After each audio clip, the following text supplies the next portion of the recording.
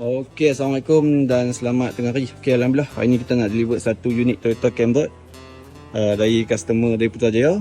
So unit ni customer beli macam biasa, dia minta kita buat cat sekali, buat pemasangan solar aircon sekali dan wiring lain lah unit ni. So sekejap lagi dia akan ambil. So unit ni dah ready untuk deliver kat dia lah. Okey, jom kita payung dalaman. Okey, unit Camry Z ni macam biasa lah.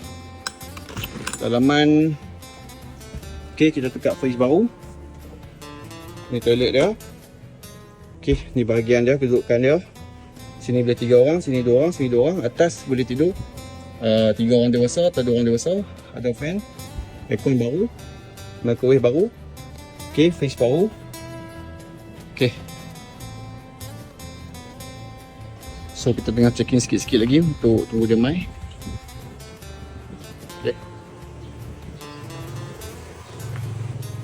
Okey, yang ni model CC 2.8 diesel. 2.8 diesel ni keadaan dia punya ni. Okey. Okey, alhamdulillah customer nak tolak balik ke Putrajaya. Okey bang.